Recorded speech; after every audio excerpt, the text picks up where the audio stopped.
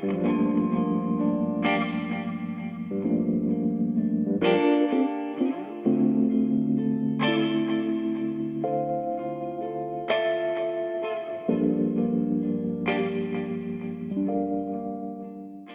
would say for me, PrEP, I always felt it was just for I always felt it was just for like the gay man.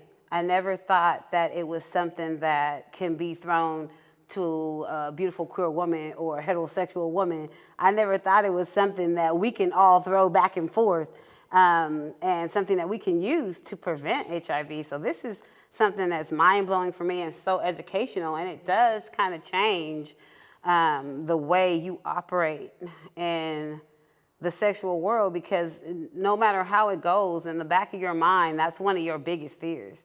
Is like contracting this, something that I can never get rid of, something that I would have to, it would change my life forever. So with that in mind, to have such an amazing drug on the market that can help you with that, and for Doxy, like to be able to prevent syphilis, you know, that's, people don't think of that, you know, you gonorrhea, come on, this is something amazing. This is life-changing, this is mind-blowing, and the craziest part about it for me is this isn't talked about. Yeah. This isn't something that you just sit down and, you know, rap with your girlfriends about, you know, this is something that you gotta catch it and learn it, and if you're so privileged to catch it and learn it, then you catch it and learn it and get educated on. But you know, they're not throwing this up at the school, on the school campuses like they should. They're not throwing this up in the BART train where this needs to be something that is totally advertised, because it is a game changer. It's a life changer. I'm not saying that, you know, I remember when Plan B first came out, and it was something that I seen everywhere. And I was like, at first I was like, oh my God, what is this Plan B? And when I started learning about it, I was like, oh wow, they're putting the choice in your hands. And with these this is it's so valuable. So with this, it's like putting that power back into your hands that you have to be like, you know, I may have went out and with the person on the dance floor, but I have something I can, you know, I'm taking or I can take that's gonna help me with that. So that's amazing. I love how you brought it full circle back to the dance floor, but I think that I've seen it. But I think that another piece of it too that you brought up was around education, and I think a lot about like comprehensive sex ed, and just the fact that like when I was in school and we talked about safety, it was all about just going to the doctor and getting tested like once a year, like a few times a year when something unsafe happened. But now there's so many other resources that people don't really know about. And even just the idea that like I could take a pill and be able to trust myself, you know, to go into situations regardless of whether I've been with a partner for a long time or whether it's a casual encounter. I know that like with the pill, like I have myself. And then I think also too, Have Good Sex has the free at-home testing kits as well. So even now going to the doctor, it's like you can do that, and you can also like get tested whenever you want. It's like really accessible. But I don't think that, especially for Black women, sometimes there is a gap in the information that people like give us or that we have access to. And we're oftentimes not represented in studies, we're oftentimes not represented in marketing, and I think that being able to like have a really strong education and know like even if something does happen and you do contract something, it's not the end of the world, but like what do I do next?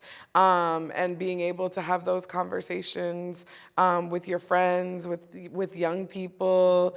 I wish we would like normalize that a little bit more and have stronger spaces for education around those kinds of things. Absolutely. Knowledge is power. It's a conversation that I have within my practice with folks Again, we know there's a lot of stigma around, sexually transmitted diseases and infections and things of the like. And so removing the shame is also a huge element of it.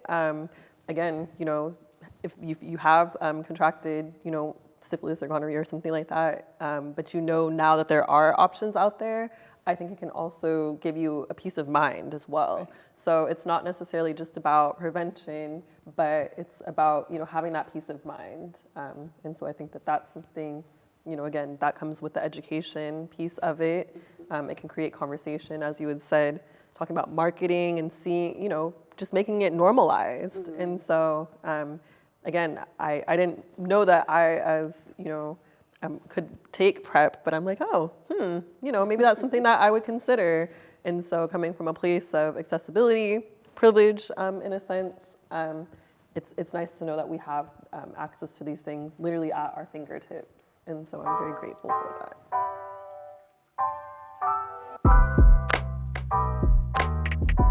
And I want to kind of circle back because I think this has come up quite a bit, but what are some of those common misconceptions that you all have experienced or myths about sexual wellness that you've heard or encountered?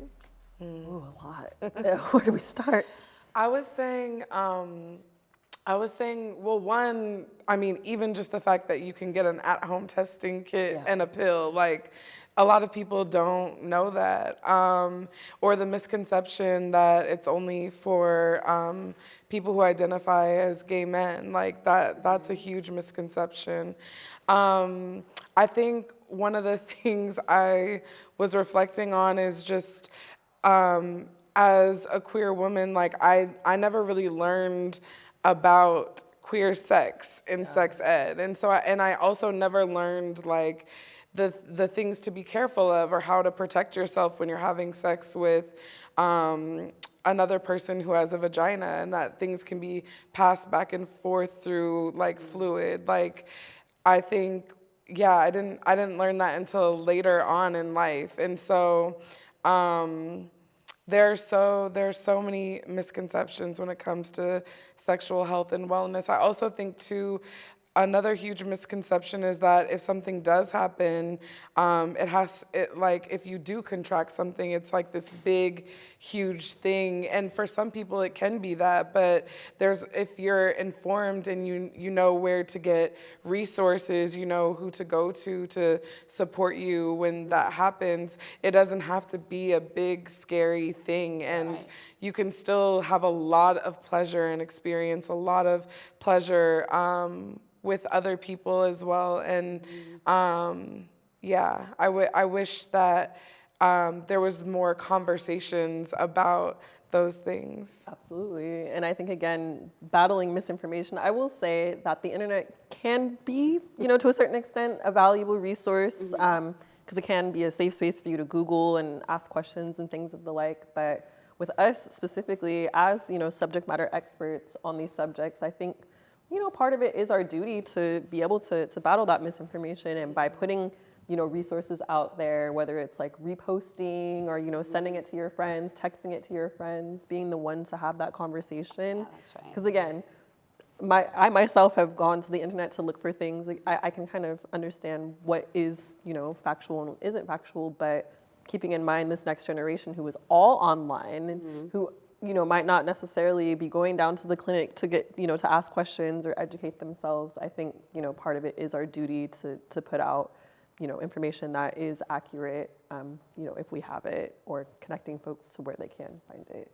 So it's kind of a double-edged sword with the internet as it comes to sexual health. Listen to experts, read things, make sure it's like peer-reviewed and things, but check your sources. Absolutely, but I think, again, the internet can be a good place in some regards. So absolutely, in some regards, perfectly.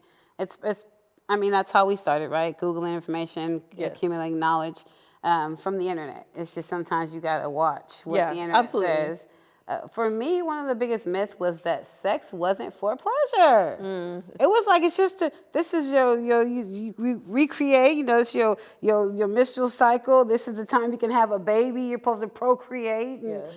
And, as I got older, I started saying like, okay, well, I don't want to. I wasn't quick to be sexually active because I'm like, I don't want no kids. Yeah. I don't want to recreate me, not right now, you know? So it started being like this whole thing about not wanting to have kids. But as I dived into it more, it was like, this is for pleasure too. You know what I'm saying? It's not something that's just for having kids and then I had to learn it's not just for the pleasure of the man, it's for the pleasure of you. Yeah, so those are some of the things that we kind of get lost behind, and it don't get talked about a lot because we don't have, a lot of people are not just walking around here saying like, hey, sex is pleasure. Hey, sex is this, you know, hey, sex is, most of the time you talk about sex as a tool, you know what I'm saying? You can get this from this person if you do this or do that. So just to know that sex is for pleasure, it's for the enjoyment of your mind, body, and soul. It's to take you to that higher height. I mean, to have that great orgasm and release those, you know, release whatever you want to release at that moment, and just be in that bliss for that second is amazing. Well, that's why we're here to tell the people. Right. We don't talk about that enough. Multiple orgasms. Girl, multiple. Give me a few. Yeah. Give me a few. I love it. Back I love to it. back. Okay, back to back to back. Don't you move. And I said don't you move. Right. Just to get that, it's like educational, because people always don't have that for the sex. They don't interpret that pleasure. But I love to tell people, like, sex is all about pleasure for me. It's all about pleasure. And then I get the pleasure of seeing your reaction. You know, just like he put that plate in front of, and he gets to see them close their eyes. That enjoyment to see your partner react to what you're doing, to me, that's life. So you would say knowledge is power and pleasure is power? Oh, yeah. Okay. Power in the, there's power in the tongue. Oh, baby, period. Period.